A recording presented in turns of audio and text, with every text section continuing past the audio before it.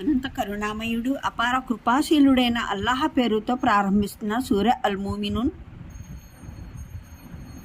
69వ వివరణ 4వ రుకు. 3 ప్రస్తావన అంటే గౌరవం శ్రేష్టతల ప్రస్తావన.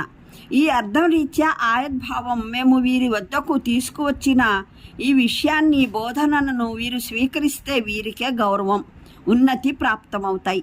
వీరు దీని నుండి విముఖులవుతున్నారంటే తమ సొంత ప్రగతి వికాసాలకు లభించే ఒక స్వర్ణావకాశాన్ని కాదంటున్నారన్నమాట.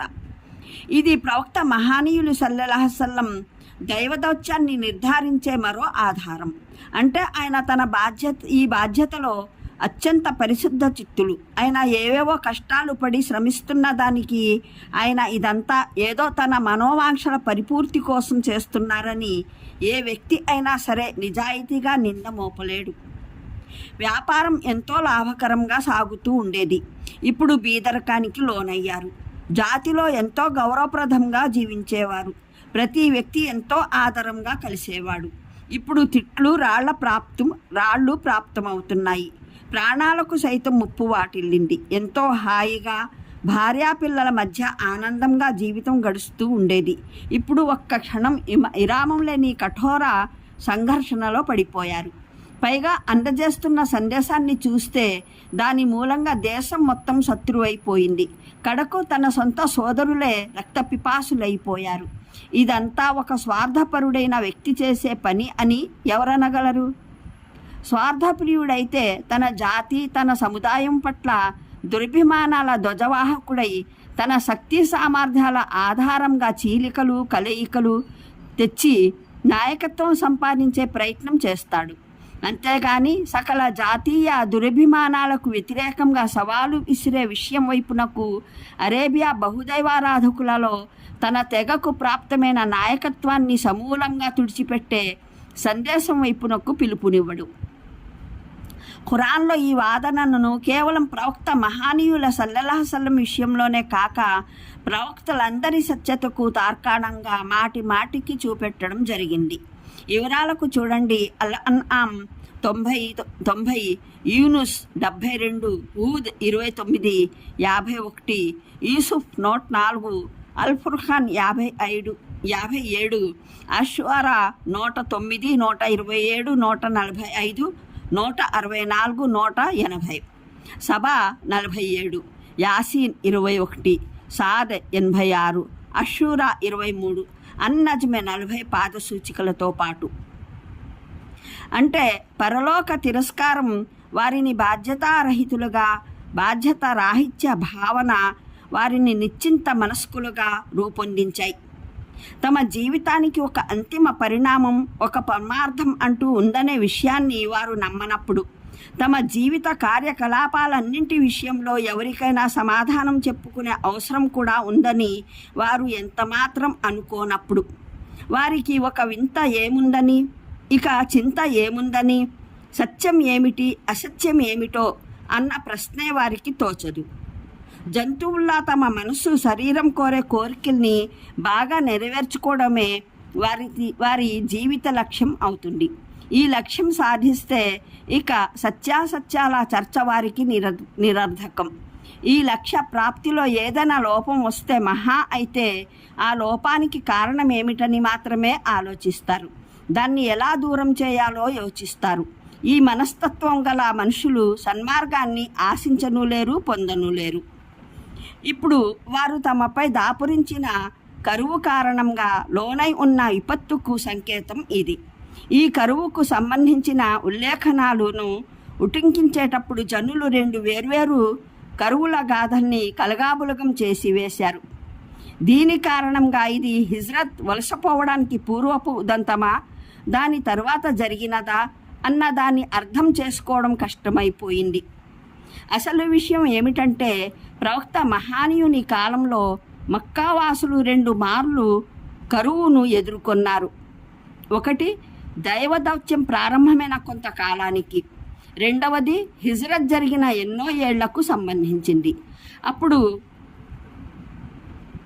సుమామా బిన్ ఉసాల్ యమామా నుండి మక్కా వైపుగా వచ్చే ధాన్యం దిగుమతిని ఆపివేశాడు. ఇక్కడ ప్రస్తావనలోని కరువు రెండవది కాదు, మొదటిది. దీన్ని గురించి సహీహైన్లో, బుఖారీ, ముస్లిం హదీసు గ్రంథాల్లో ఇబ్ను మసూద్ రజియల్లాహు ఉల్లేఖించిన ఒక హదీసు ఉంది. దాని ప్రకారం ప్రవక్త మహానీయులు సల్లల్లాహు అలైహి వసల్లం సందేశాన్ని ఖురైష్ ప్రజలు నిరంతరంగా తిరస్కరిస్తూ తీవ్ర ప్రతిఘటన ప్రారంభించగా దైవ ప్రవక్త సల్లల్లాహు అలైహి వసల్లం, దేవా, వీరికి ప్రతిగా నాకు సహాయపడు. యూసుఫ్ అలైహిస్సలాం కాలం నాటి 7 ఏళ్ల కరువు లాంటి 7 ఏళ్లతో నాకు తోడ్పడు అని ప్రార్థించారు. కాగా తీవ్రమైన కాటకం మొదలయ్యింది. మృత జంతువుల్ని కూడా తినే దుస్థితి ఏర్పడింది. ఈ కరువును మక్కాలో అవతరించిన సూరాలలో విరివిగా ప్రస్తావించడం జరిగింది. ఉదాహరణకు చూడండి, అల్ అన్నామ్ 42, 44, అల్ ఆరాఫ్ 94, 99, యూనుస్ 11, 12, 21, అన్నహలే 112, 113, అద్దుఖాన్ 10, 16 పాదసూచికలతో పాటు మూలంలో ముబ్లిసూన్ అనే పదం ప్రయోగించబడింది. దాని పూర్తి భావం నిస్పృహ అన్న పదంతో వ్యక్తం కాదు. బలస, ఇబ్లాస్ అనే పదం అనేక అర్థాలలో ప్రయోగించబడుతుంది. ఆశ్చర్యం కారణంగా సంభ్రమానికి గురవడం, భయం, భీతావహం వల్ల నిశ్చేష్టులైపోవడం, దుఃఖం, బాధ వల్ల హృదయ భగ్నతకు లోనవడం, అన్ని వైపుల నుండి నిరాశ చెంది ధైర్యం సడలి కూర్చుండిపోవడం.